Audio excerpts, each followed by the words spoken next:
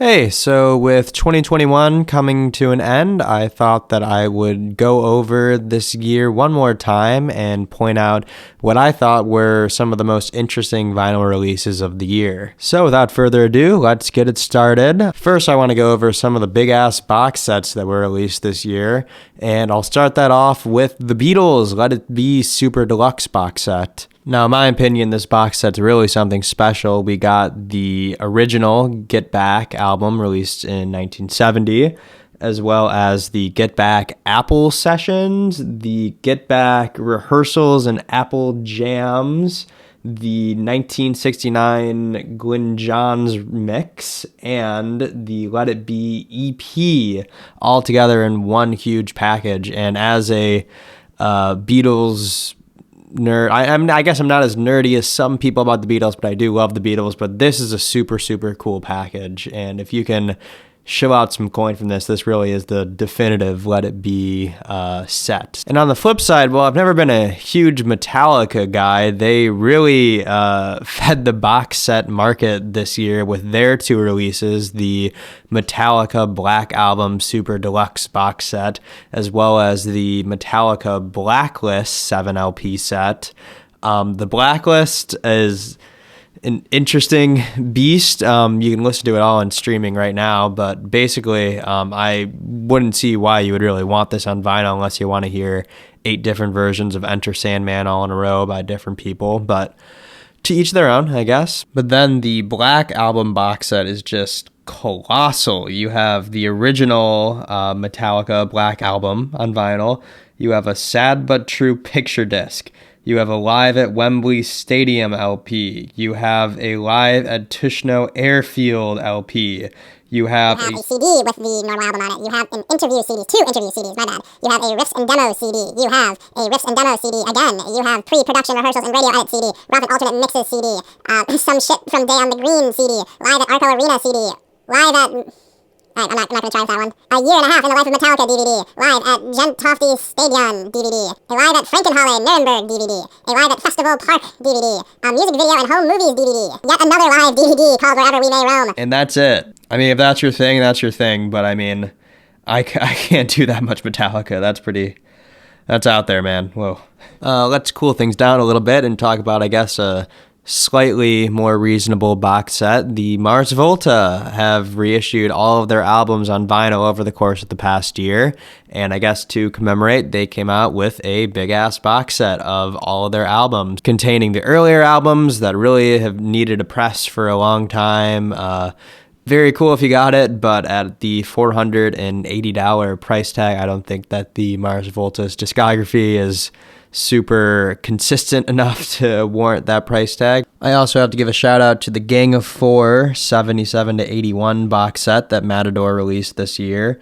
It contains both of their studio albums as well as a singles LP and a live double LP, and a lot of cool extras too. The most notable of which is a cassette featuring early demos that's really beautifully baked into a box. It's a super well-designed package. I would definitely recommend you give it a look if you get the chance on Discogs, but really cool and a great way to celebrate this band. And of course, you can't talk about box sets without mentioning the Third Man Records Vault, which had a very Jack White heavy year this year, releasing his Live at the Masonic Temple LP, as well as the White Stripes White Blood Cells XX box set, and the Live at the Detroit Institute of Arts box set. In my previous 2021 videos, you can hear me comment on the Masonic Temple and the White Blood Cells XX albums. But I'm going to be getting the Detroit Institute of Arts one as well pretty soon, so be on the lookout for that. But from the pictures I've seen, looks like an absolutely gorgeous set and features a 7-inch of the new Jack White song, which I'm excited about. But then there's also Bob Dylan, which is cool. I'm not super interested in the 80s Dylan stuff, but for any Dylan completionists, I think it's cool to have him show up in the Third Man Records vault. And then on the more high-class end of box sets, Billie Eilish's Happier Than Ever got a Gucci release. Yeah, Gucci, the luxury brand, that Gucci. They decided to make a box set with Billie Eilish with recycled vinyl. So I guess that part's cool. And it looks like the only other additions besides a full color mirror board hardcover exclusively designed fold out box is some Gucci nail stickers. So yeah, if you got $250 lying around, go get yourself some nail stickers. Treat yourself. Okay, moving on from box sets now, I'm going to talk about definitive editions that were released this year. And I want to start with one that kind of straddles the line a little bit, and that's Radiohead's Kim Amnesia release. The normal edition is just a 3 LP reissue, kind of similar to the OK Computer reissue they did, except it's 2 albums for the price of 1. You get the original Kid A and Amnesiac albums, as well as a bonus LP with unreleased songs, demos, a bunch of cool stuff in there. If you are a Radiohead fan and you haven't listened to this disc yet, I highly, highly recommend it. I think it's as essential as the OK Computer bonus disc. But they also released a box set version of this release as well with a scary art book.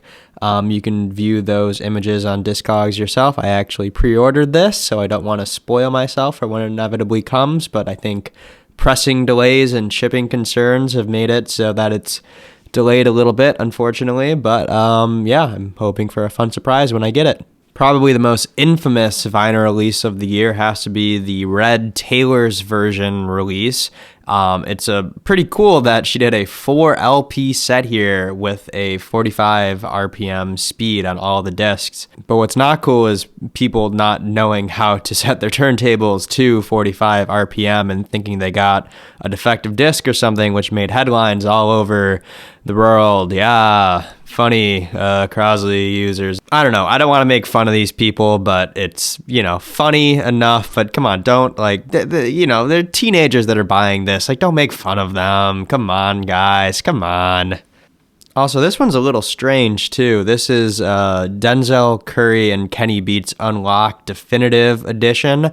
I believe it was this year they released the Unlocked 1.5 remix album, which was okay, I thought. Not the best, but you had some cool songs in there. I like the Benny the Butcher one. But after the release of this, they decided to put everything together, the original Unlocked album, the remix album, and the instrumentals into a 3 LP set that's not really like anything I've ever seen before, because you get the original album on a regular colored vinyl. It's actually a pretty beautiful color, but then you get both the remix album and the instrumental album on a picture disc. So, interesting choice. Not my cup of tea, and the bonus editions don't really make it worth it for me. So, cool thought. I guess it's cool as like a piece of art to own, but weird.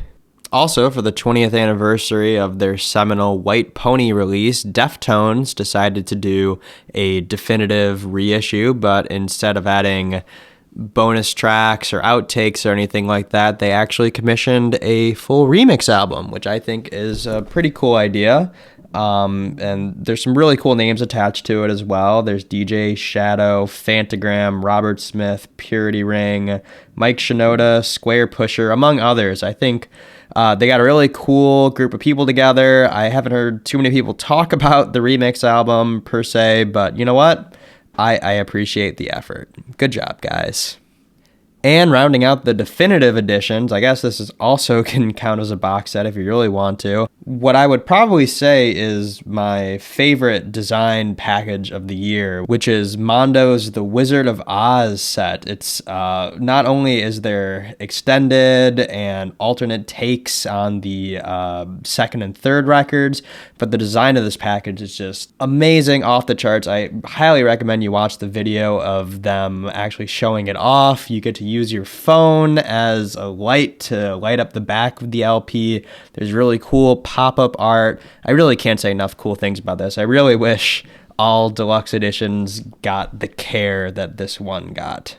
And finally, I just wanted to round this out with a few other records that I thought were interesting, I guess. We'll start off positive with a George Harrison All Things Must Pass reissue from this year. The reissue itself isn't really anything special, but check out this color. It's so cool. I know that clear vinyl with splatter colors is kind of like a played out thing at this point, but I really don't see too many black vinyl with splatter colors on it. And I think it gives these records a super cool effect, and especially in the context of this album, I think it's really well done and a really great choice. Also, we got another liquid-filled record this year. Woo!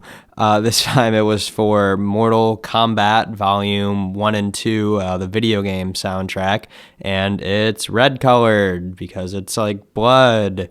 Cool, for $150. Nice. Really, there's no need for this. There's no need for this at all. And finally, when I said most interesting, I did not necessarily mean good, and I think this one falls into this category as well. The Weeknd has decided to reissue House of Balloons and Echoes of Silence, but not Thursday for some reason. But both of them for their 10th anniversary with normal versions as well. So that part's nice. But then there's deluxe editions with pretty cool alternate art for both of them. And how much would you pay for this, would you say? Would you pay $100?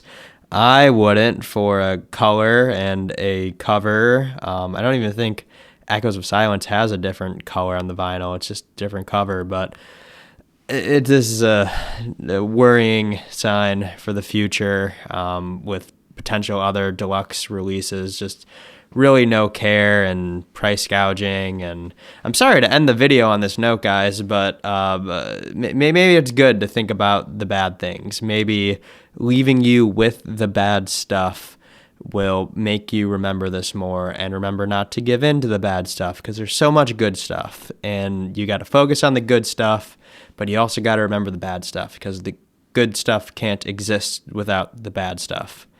Okay. All right. Well, bye.